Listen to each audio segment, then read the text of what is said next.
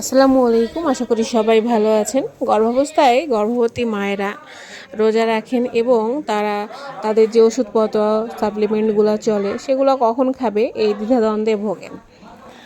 একজন প্রশ্ন করেছেন যে ওনার ৮ মাস যাচ্ছে, উনি রোজা রাখছেন, আয়রন এবং ক্যালসিয়াম ট্যাবলেটটি কখন কখন খাওয়া যাবে।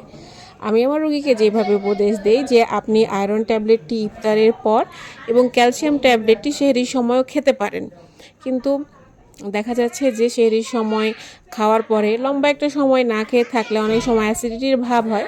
সেক্ষেত্রে আর একটা উপদেশ দেওয়া যায়, সেটা হচ্ছে আয়রন ট্যাবলেটটি আপনি ইফতারের পর খেলেন এবং ২-৩ ঘন্টা ব্রেক দিয়ে আপনি আবার ক্যালসিয়াম ট্যাবলেটটি খেলেন। এক কথায় আয়রন এবং ক্যালসিয়াম ট্যাবলেটটি একসাথে না খাবেন না। আয়রন ট্যাবলেটটি খাবেন এবং কিছুক্ষণ গ্যাপ দিয়ে আপনি ক্যালসিয়াম ট্যাবলেটটি খাবেন, তাহলে কোনো অসুবিধা হবে না।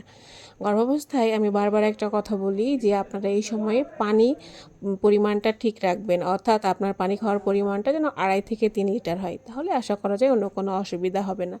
সাথে ইফতারে তো তরল খাবার রাখবেন, এই নিয়ে আমি আমার ভিডিওতে আগেও বলেছি।